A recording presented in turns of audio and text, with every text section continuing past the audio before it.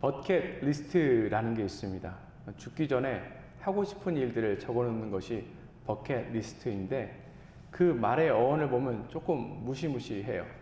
버켓 리스트는 kick the bucket 이라는 말에서 나왔습니다. kick the bucket은 죽는다라는 의미예요. 예전에 중세시대 때 사람을 교수형할 때 사람에게 양동 위에 올라가라고 하고 그 양동이를 발로 탁 차버리면 이제 목이 매달려서 죽게 되죠. 거기서 나온 그 어원입니다. 혹시 여러분들은 어떤 버켓 리스트가 있습니까? 내가 죽기 전에는 이것을 꼭 한번 해봐야겠다 이러는 것이 우리 각자에게 있을 줄 압니다.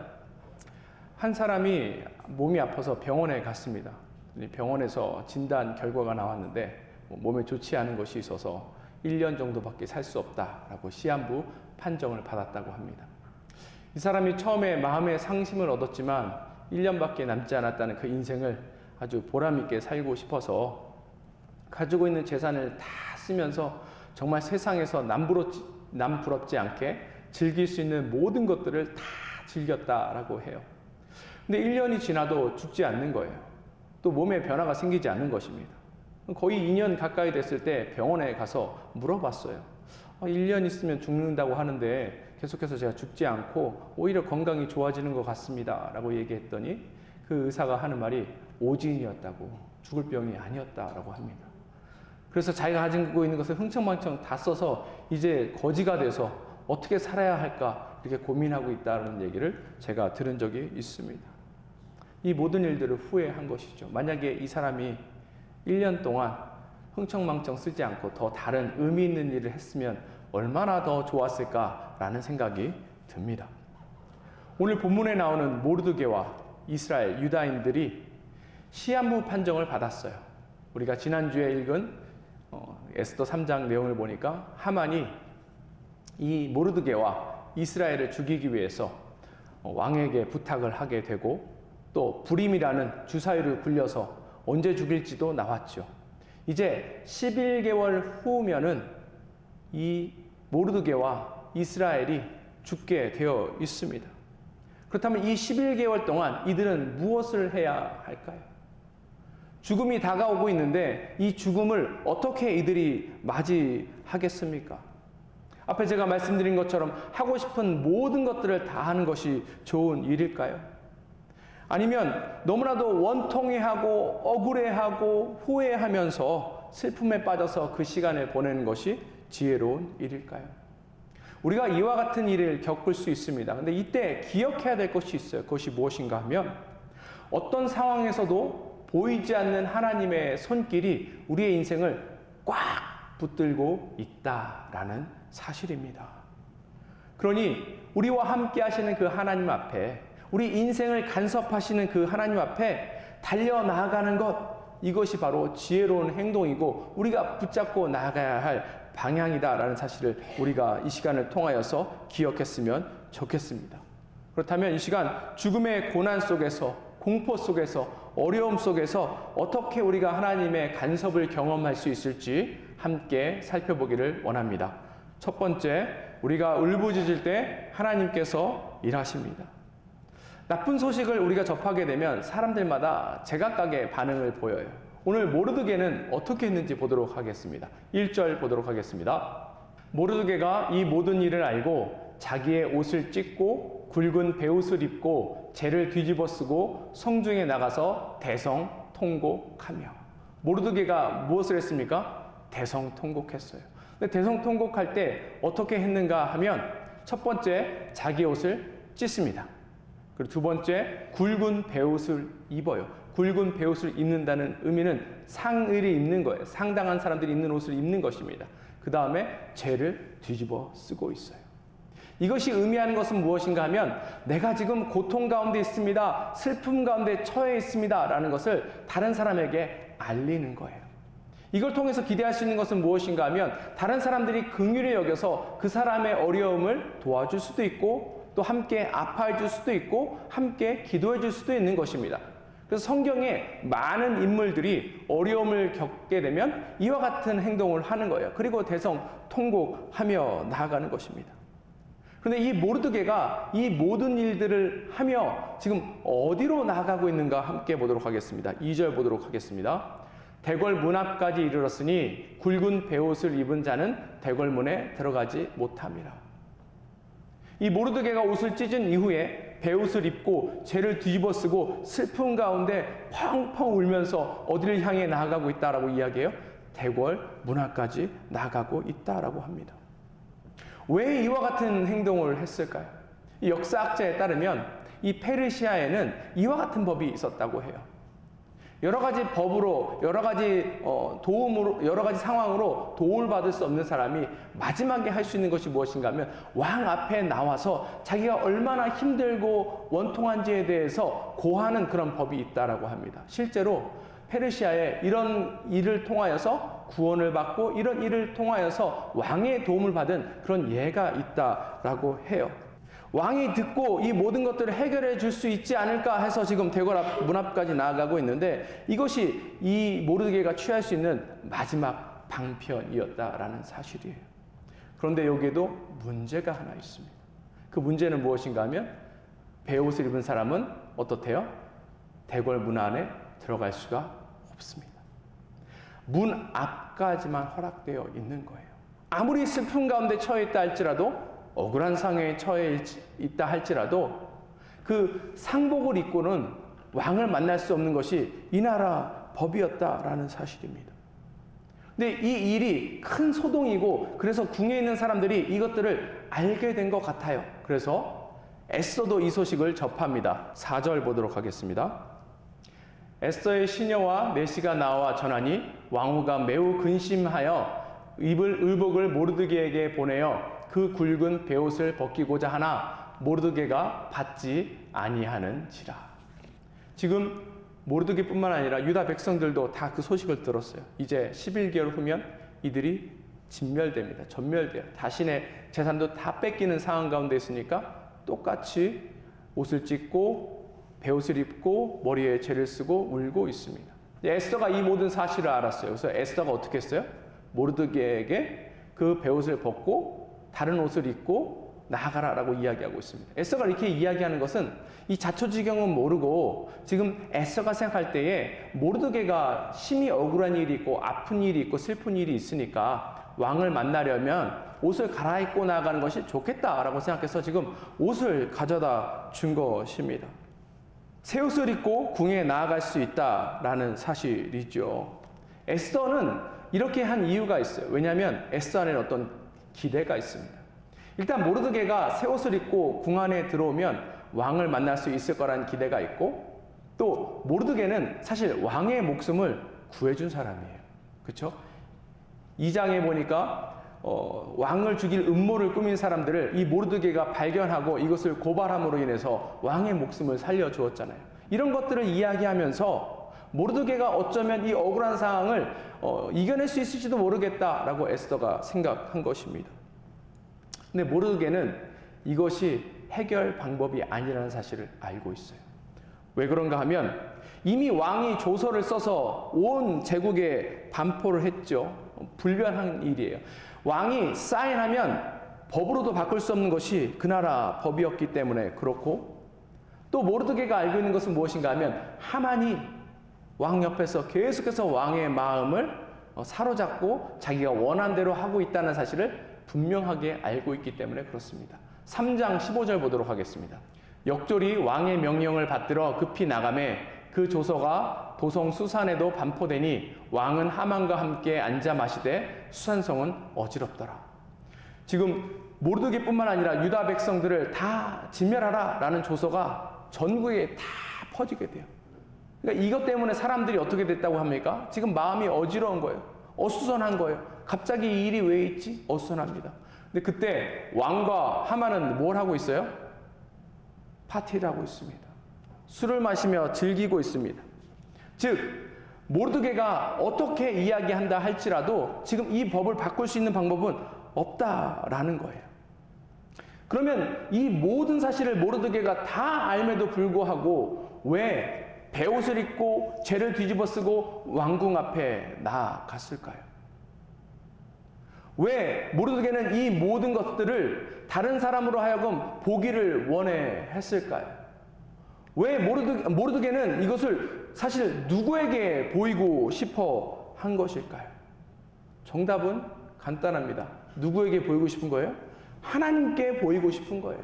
그의 원통함과 아픔과 슬픔을 하나님께 보이고 싶어 했던 것입니다. 우리가 살면서 억울한 일 당할 때가 얼마나 많이 있습니까? 불의한 일 당할 때가 얼마나 많이 있어요. 우리가 고난 가운데 처할 때가 하루 이틀이 아니죠. 근데 기억해 보세요. 세상에 세상 시스템이 이것들을 보호해 줄 수 있습니까? 우리를 이것들로부터 구원해 줄 수 있어요? 아니에요. 저 사람이 딱 도와줬으면 좋겠다 하는 순간에 그 사람은 사실 도와주지 않습니다. 저희 아버지가 마지막에 진급하시려고 노력을 많이 하셨어요. 그래서 누가 도와줬으면 좋겠다라고 생각하셨다고 합니다. 저한테도 하신 말씀이에요. 누가 도와줄 수 있는 능력도 있고 그분이 도와주면 딱 좋겠는데 안 도와주신다는 거예요. 안 도와주신다는 거예요. 우리가 고난에 처해 있고 어려움에 처해 있을 때에 우리 마음이 불안한 이유가 있습니다. 그 이유는 무엇인가 하면 우리가 사람을 의지하기 때문에 그래요. 우리가 사람을 의지하는 것이 아니라 하나님을 의지하면 그 불안한 마음, 염려가 우리 안에서 사라지는 것을 경험할 수 있습니다. 기억하세요, 여러분. 세상 어느 곳에서도 우리가 위로를 찾을 곳이 없습니다. 도움을 찾을 곳이 없어요. 그렇다면 우리는 누구에게 이 모든 것들을 토로하고 나아가야 합니까? 우리 하나님께 나아가야 하는 거예요. 우리를 살리시고 구원하시고 우리를 날마다 입히시고 보호하시는 그 하나님께 나아가서 우리의 어려움들을 다 토로해 놓으세요. 우리의 고민들을 낱낱이 다 하나님 앞에 아랬으면 좋겠습니다. 우리가 얼마나 아프고 얼마나 힘든 상황에 처해 있는지를 하나님 앞에 낱낱이 구하며 나아갔으면 좋겠습니다. 그럴 때 하나님께서 이 모든 것들을 들으시고 우리 인생 가운데 간섭하시기 시작하실 거예요. 그렇다면 우리 삶 가운데 놀라운 하나님의 일들을 우리가 맛보고 경험하며 나아갈 수 있습니다. 첫 번째, 우리가 울부짖을 때 하나님께서 일하십니다. 그리고 두 번째, 우리의 은사를 통해서 하나님께서 일하십니다. 에스더는 이 모든 상황에 대해서 잘 모르죠. 근데 몰랐다는 것도 참 신기합니다. 전국에 있는 모든 사람들은 다 알고 이것을 통해서 상황이 어수선했다라고 이야기하는데 에스더는 몰랐어요. 너무나도 궁중 생활이 평안해서 그랬을 수도 있고, 아니면 어떻게 하면 왕의 마음에 계속해서 들까 고민해서 자신의 몸을 치장하고 왕에게 나갈 수 있는 방법을 강구하느라 이 모든 것들을 못 들었을 수도 있습니다. 그런데 어찌됐든지 간에 큰 문제가 생겼다는 것을 이제는 에스더가 알아요. 그리고 에스더가 옷을 보내서 모르드게가 그 옷을 갈아입기를 원했는데 갈아입지 않는다는 것을 통해서 뭔가 일이 심상치 않게 흘러가는구나 라는 것을 알게 되었습니다. 그래서 그가 신뢰하는 넷이 하닥을 통해서 어떤 일이 벌어지고 있는가 그 자초지경에 대해서 알아보기 시작해요. 7절과 8절 상반부 보도록 하겠습니다. 모르드게가 자기가 당한 모든 일과 하만이 유다인을 멸하려고 왕의 금고에 바치기로 한 은의 정확한 액수를 하닥에게 말하고 또 유다인을 진멸하려고 수상궁에서 내린 조서 초본을 하닥에게 주어 에스더에게 보여 알게 하고, 모르드게가 하만이 한 모든 일들을 에스더에게 알립니다. 어떻게 이 일이 시작됐는가? 서로의 갈등에서부터 시작되게 된 것이죠. 어쨌거나 이 하만이 모르드게뿐만 아니라 전 이스라엘을 죽이기 위해서 음모를 꾸민 것을 이야기합니다. 그리고 우리가 지난주에 살펴본 것처럼 어떻게 왕의 마음을 사요? 은 1만 달란트를 내가 왕에게 드리겠습니다 라고 하고 이 일을 꾸미는 거예요. 즉, 은 1만 달란트는 사실은 유다인들의 목숨값이라고 볼 수 있는 거예요.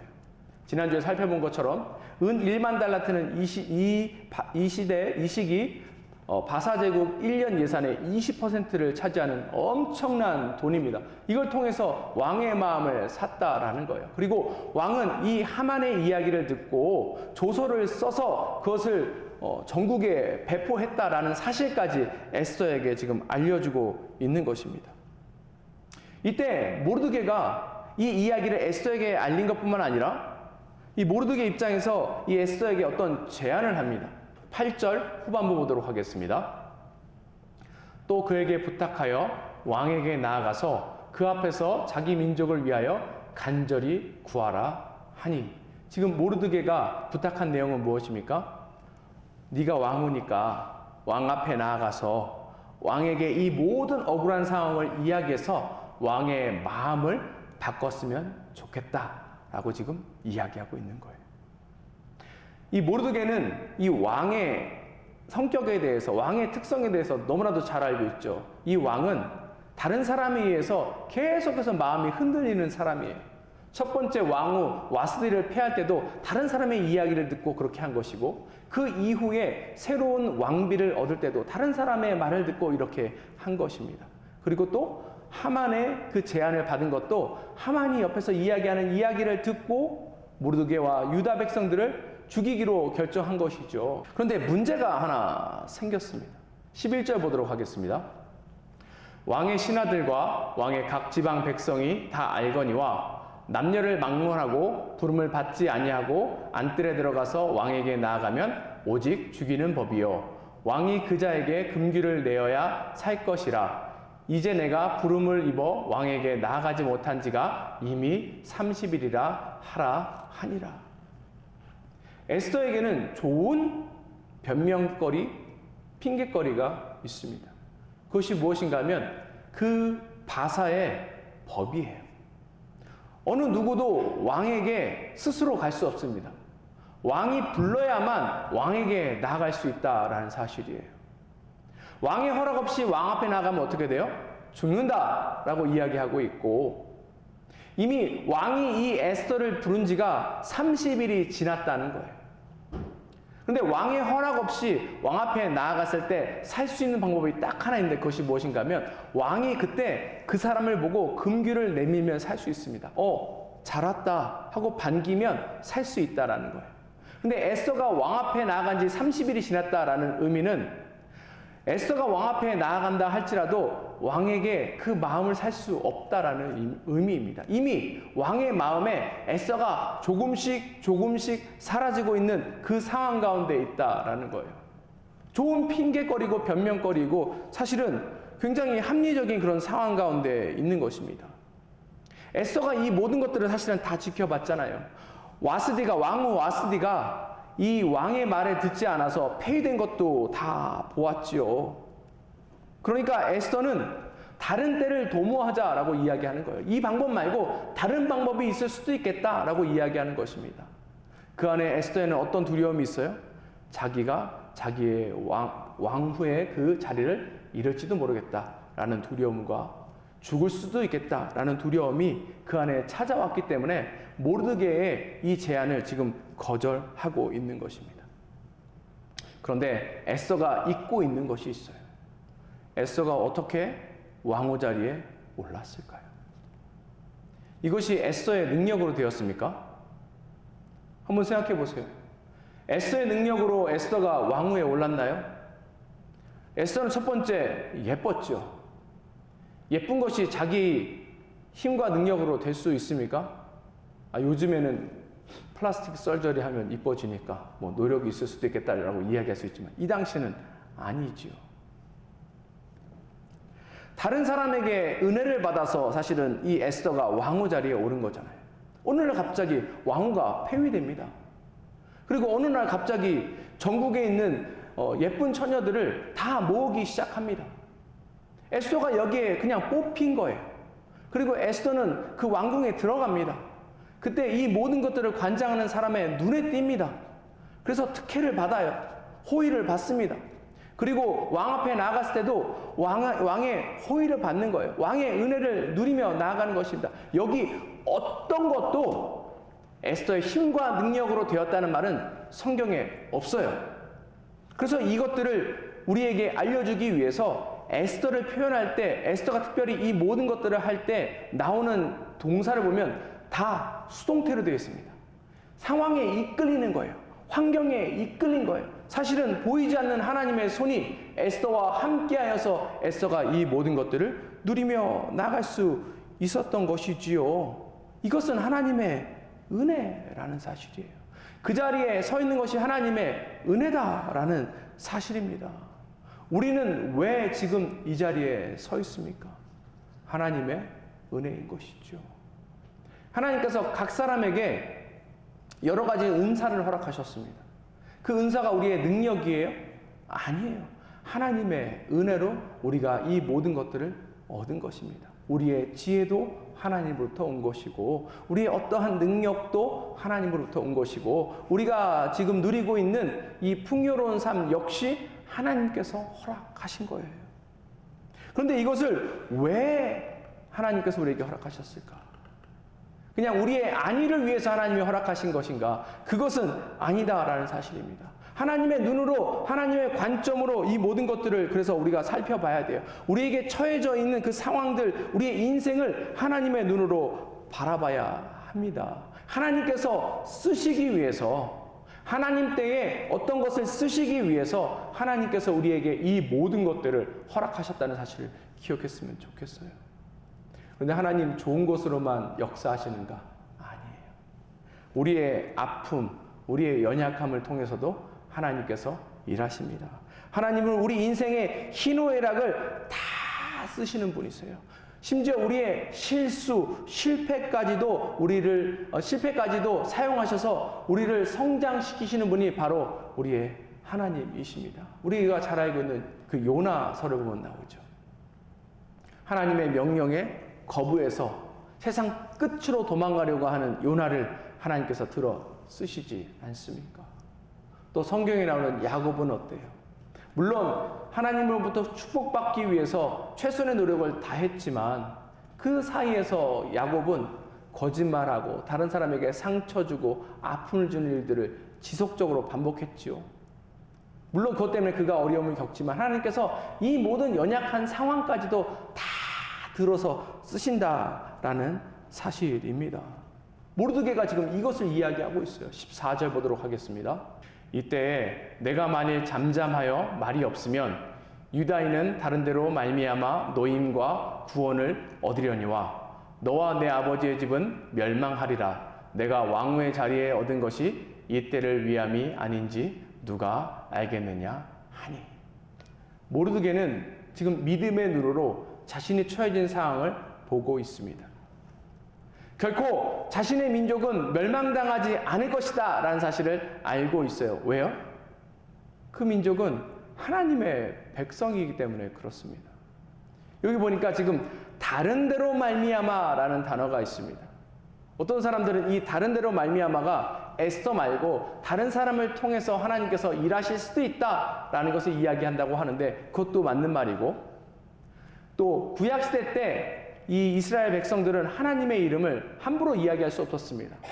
그래서 the place 이렇게 하나님을 표현하기도 해요. 그래서 이게 하나님이라는 것을 의미하기도 하는 거예요. 뭐 두 가지가 다 맞겠죠. 어쨌거나 하나님께서는 이 불쌍한 하나님의 백성, 민족들을 구원하실 것이라는 거예요.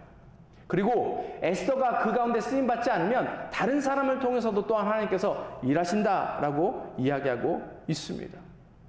사랑하는 성도 여러분, 제가 바라고 원하기는 하나님께서 우리 인생을 통해서도 이와 같이 일하시기를 원합니다. 우리 교회를 통해서도 이와 같이 일하기를 원합니다. 우리가 에스더와 같이 그러한 능력이 없어요 라고 이야기할지 몰라요. 그런데 하나님은 그게 중요한 것이 아니라 그 가운데 마음이 중요하다는 사실을 우리에게 지금 알려주고 있는 것입니다. 성경에 그 과부의 두렙돈 기억하시죠? 과부가 동전 딱 2입밖에 없어서 그것을 하나님께 드린 장면입니다. 그 2입이 얼마나 하나님에게 도움이 되겠어요? 그 2입은 지금 돈으로 환산하면 1달러도 되지 않습니다. 그런데 그것이 이 과부의 전 재산이었고 전부였고 그 마음의 전부였기에 하나님께서 그것을 받으셨을 뿐만 아니라 하나님께서 그것을 통해서 일하셨던 거예요. 하나님께서 우리가 하나님 앞에 그렇게 우리의 것들을 드리며 나아갈 때에 역사하십니다. 그때 하나님의 놀라우신 은혜를 경험하며 나아갈 줄 믿습니다. 첫 번째, 우리가 울부짖을 때 하나님께서 일하십니다. 두 번째, 우리의 은사를 통해서 하나님께서 일하십니다. 그리고 마지막으로 우리가 결단할 때 하나님께서 일하십니다. 이 에스더는 읽으면 읽을수록, 연구하면 연구할수록 참 은혜가 많이 되는 책인 것 같습니다. 우리가 흔히 생각할 때 에스더는 처음부터 이만큼 믿음이 있었고 이 믿음 때문에 이 모든 것들을 겪었다라고 생각해요. 모르드게도 이만큼의 믿음이 있었고 이 믿음 때문에 결국 이 모든 어려움 속에서 승리했다라고 생각합니다. 그런데 그것이 사실과 달라요. 하나님은 우리 사람들을 계속해서 성장시키시기를 원합니다. 특별히 영적으로 성장시키길 원해요. 그런데 언제 영적으로 성장되는가? 우리가 어려움에 처했을 때예요. 이것을 통해서 우리가 하나님 앞에 자라가게 되는 것입니다. 잠시 이 이야기의 배경에 대해서 한번 살펴볼게요. 이미 고레스 칙령으로 인해서 바벨론의 포로로 끌려간 유대인들이 1차로 예루살렘에 귀환했습니다. 이때 무려 49,897명이 예루살렘으로 돌아갔고, 그리고 무너진 그 예루살렘 그 성전을 다시 세웠어요. 근데 문제는 무엇인가 하면 이 돌아간 백성보다 훨씬 더 많은 유다 백성들이 페르시아의 바사 제국에 남아 있었습니다. 특별히 이 수산성에 남아 있었어요. 왜 남아 있었을까요?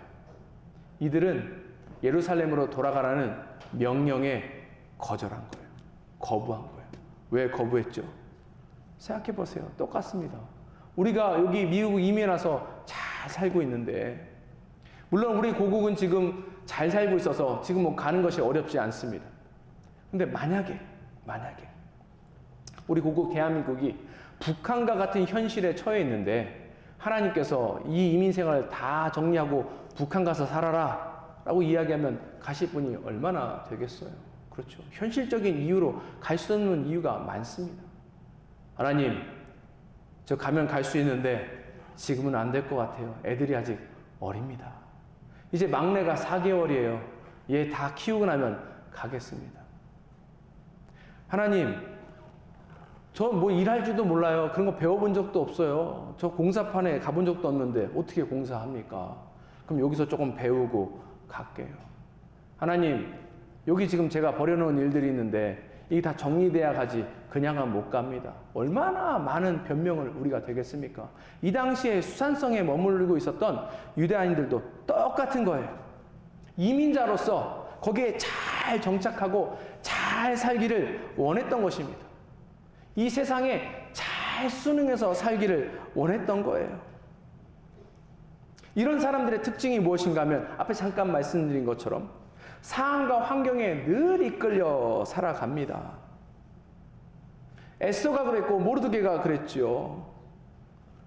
다른 사람에 의해서, 다른 환경에 의해서, 어떤 것에 의해서 어떻게 하다 보니까 왕후가 되고 어떻게 하다 보니까 관리에 앉게 되어 있는 것입니다. 그런데 어려움을 처하다 보니까 모르드게도 그렇고 에스더도 그렇고 새로 발견하고 깨달은 것이 생기게 되었어요. 그것이 무엇인가 하면 이 모든 문제를 스스로 해결할 수 없다는 것과 세상이 도와줄 수 없다는 것이에요. 이 모든 문제의 해결은 어디에 있다는 것입니까? 하나님께 있다는 거예요. 14절 다시 함께 보도록 하겠습니다. 이때에 내가 만일 잠잠하여 말이 없으면 유다인은 다른 데로 말미암아 노임과 구원을 얻으려니와 너와 내 아버지의 집은 멸망하리라. 내가 왕후의 자리를 얻은 것이 이때를 위함이 아닌지 누가 알겠느냐 하니, 하나님께서 일하신다는 사실을 알게 된 것입니다. 특별히 이 에스더에서는 하나님이라는 이름이 나오지 않아요. 어느 누구도 하나님에 대해서 이야기하지 않습니다. 그렇다고 종교적인 어떤 것도 나오지 않아요. 그런데 왜 그랬는가 하면 지금 보이지 않는 하나님, 삶에서 느껴지지 않는 하나님을 이 이야기에 있는 주인공들이 조금씩 만나고 있다는 사실을 알려주고 있는 것입니다. 그 당시 세계 최고의 제국이었던, 세계에서 제일 풍요롭고 안전했던 제국에서 그냥 그곳에서 누리고 사는 것이 최고의 인생인 줄 알았는데 그것이 아니다라는 것을 어려움을 통해서 사람들이 알게 된 것이고, 그러므로 인해서 정말 집중하고 나아가야 할 곳, 정말 은혜를 구하며 나아가야 할 곳이 어딘지를 깨닫고 나아가는 것이에요. 하나님입니다. 하나님. 간절히 하나님께 이제는 나아갈 수 있게 되는 것이고, 그래서 이 사람들의 믿음이 자라갈 수 있게 되는 것입니다. 우리가 어려움을 청할 때, 아픔을 처해 있을 때 우리의 간절함을 알아볼 수 있는 척도가 있어요. 사람들이 보통 힘들고 어렵지 않으면 잘 하나님 안 찾습니다. 잘 하나님 안 찾아요. 그리고 기도해야 합니다 라고 이야기하지만 기도 잘 하지 않아요. 어려움에 처했을 때 성경은 우리에게 무엇이라고 가르쳐주고 있냐면, 그 끝까지 열매 맺을 때까지 하나님 앞에 붙들려서 기도하라라고 이야기하고 있어요. 근데 우리는 그만큼 기도하고 있는가? 아니에요. 다른 것이 아니라 우리의 어려움을 해결해 달라고 하나님 앞에 구하는 그 기도마저 우리는 신실하지 않다라는 것입니다. 우리가 간절하다면, 보다 더 간절하다면 우리가 하나님 찾지 않겠어요? 어쩌면 하나님께서 우리에게 계속해서 어려움을 허락하시고 문제를 해결해 주시지 않는 이유가 더 절박하게 간절히 하나님을 찾길 바라는 그 마음에서 이 모든 것들을 허락하실 수도 있다는 사실을 기억했으면 좋겠어요. 우리 속담에 목마른 사람이 뭐 한대요? 목마른 사람이 남의 물 훔쳐먹는데요? 아니죠. 목마른 사람이 우물을 파는 거예요. 간절할 때 나아갈 수 있다라는 것입니다. 간절할 때 간절히 매달리며 나아갈 수 있는 거예요. 이제 이 모르드게와 에스더는 너무너무 간절한 상황 가운데 처해 있게 되고, 그래서 간절히 하나님을 구하며 나아가게 됩니다. 16절 보도록 하겠습니다. 당신은 가서 수산에 있는 유다인들을 다 모으고 나를 위하여 금식하되 밤낮 3일을 먹지도 말고 마시지도 마소서. 나도 나의 시녀와 더불어 이렇게 금식한 후에 규례를 어기고 왕에게 나아가리니 죽으면 죽으리라 하니라. 에스더의 절박함, 간절함이 나와 있죠. 지금 에스더가 뭐라고 이야기하고 있습니까? 자기가 밤낮 3일을 금식하겠다라고 이야기하고 있어요. 우리 금식할 때 물 마셔도 됩니까? 안 됩니까? 될까요? 그러면은 그 이온 음료는요? 안 돼요? 커피는요? 그건 안 돼요? 그냥 물만 되는 것입니까? 음식은 먹으면 안 되죠. 음식도 먹으면 안 돼요. 만약에 금식기도 하는데 물 외에 다른 거 마시면 그 금식기도가 무효가 됩니까? 무효가 돼요? 우리가 금식과 기도에 대해서 다시 한번 생각해 봐야 해요. 어쩌면 이걸 우리가 요술 지팡이처럼 사용하는 경우가 있다라는 거예요. 문제 안 풀려? 나 금식 기도해. 나 저녁 금식 기도해. 나 아침 금식 기도해. 나 미디어 금식 기도해. 문제 잘 안 풀려? 난 1,000번째야. 나 새벽 기도 1,000번째야. 1,000번째 헌금 드려. 문제 해결돼. 우리는 이런 것들을 요술 지팡이로 사용하는데 그것이 그거의 목적이 아닙니다. 왜 금식해요? 왜 금식합니까? 하나님 앞에 땡깡 부리는 거예요? 에이, 나 이거 밥 안 먹어. 나 이거 안 해주면 밥 안 먹어. 죽기를 각오하고 하는 거죠. 곡기를 끊으면 죽잖아요. 내가 죽음을 각오하고 하나님 앞에 나아갑니다. 우리 마음과 전심을 하나님 앞에 드리는 거예요. 간절하니까. 이게 해결 안 되면 죽는다면서요. 이게 해결 안 되면 살 수 없다라면서요. 그러면 거기에 목숨 걸고 나아가는 것이죠. 지금 에스더가 그와 같이 한 거예요. 물도 안 마시고 음식도 안 먹고 그 이후에 뭐래요? 시녀들과 더불어 같이 금식한대요. 그리고 같이 기도한다라는 의미입니다.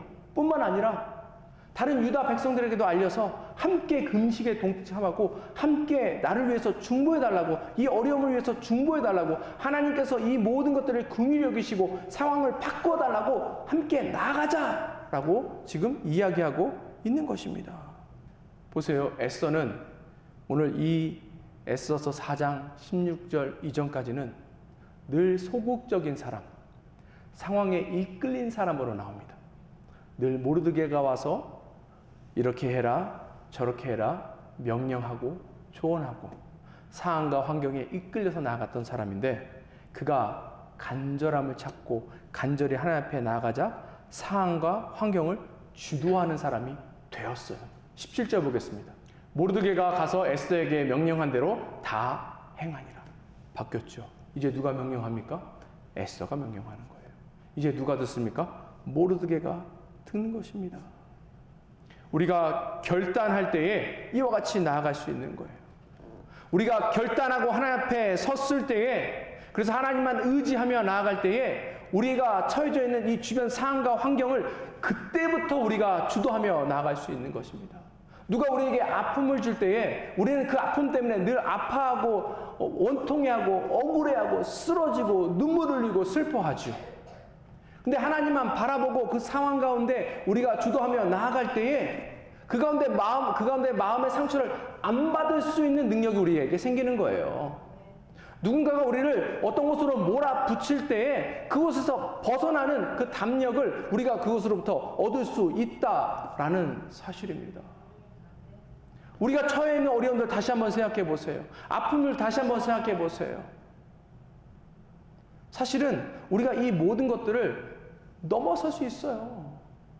극복할 수 있다라는 사실입니다. 근데 이것을 언제 얻을 수 있는 거예요? 우리 간절히 하나님 구하며 하나님만 의지하며 나아갈 때입니다. 하나님 주시는 성령 충만함으로 나아갈 때, 우리가 마음속에 하나님 주시는 그 은혜로 가득 찰 때 이 모든 것들을 할 수 있다는 사실을 기억하시면서 간절히 하나님의 은혜를 찾고 구하는 저와 여러분 됐으면 좋겠습니다. 하나님이 유일한 방법이라면서요. 하나님이 유일한 해결책이라면서요. 그렇다면 그곳에 더 간절히 나아가 하나님 주시는 힘과 지혜와 능력으로 이 모든 세상 가운데 승리하며 나아가는 저와 여러분들이 됐으면 좋겠습니다. 말씀을 마무리하고자 합니다. 우리가 살면서 불리한 조건에 처할 때가 얼마나 많은지 모릅니다. 오늘 말씀을 이렇게 했지만 우리가 상황을 주도적으로 이끌 때보다 상황에 이끌릴 때가 훨씬 더 많은 것 아니에요. 오늘 본문을 보니까 에스더가 왕의 명령 없이 왕의 얼굴을 볼 수 없다라고 이야기하는데, 그 당시에 왕 옆에 있었던 7명은 왕의 허락 없이 왕 앞에 나아갈 수 있는 특권이 있었다라고 합니다. 그러니까 이 뒤에 계속해서 읽어보면 알 수 있다시피 하만은 시도 때도 없이 왕 앞에 나아갑니다. 그리고 시도 때도 없이 자기의 원하는 바를 구하고 원하는 바를 얻어가고 있어요. 그의 반면에 모르드게와 에스더는 왕이 불러주면 나아갈 수조차 없는 그런 상황과 환경 가운데 있습니다. 지금 얼마나 불리한 게임을 하고 있는지 모르겠어요. 그런데 하나님의 반전의 역사는 여기서부터 시작합니다. 우리가 하나님의 그 반전의 눈으로 보면 이게 오히려 에스더와 모르드게에는 훨씬 더 좋은 일임을 알 수 있는 것이, 우리는, 저와 여러분은, 그리고 하나님 백성은 언제든지 하나님 앞에 나아갈 수 있다라는 사실입니다. 그리고 하나님 앞에 원하고 바라는 바, 구하는 바를 구하고 얻을 수 있다라는 사실이에요. 어느 영화를 보니까 이런 대사가 있습니다. 뭐뭐하기 딱 좋은 날이다. 은혜 받기 딱 좋은 날입니다. 하나님께 구하기 딱 좋은 날이에요. 하나님께서 우리의 인생에 간섭해 주시기 딱 좋은 날입니다. 이 딱 좋은 날에 하나님의 은혜를 풍성히 받으시는 저와 여러분 됐으면 좋겠습니다. 함께 기도하겠습니다.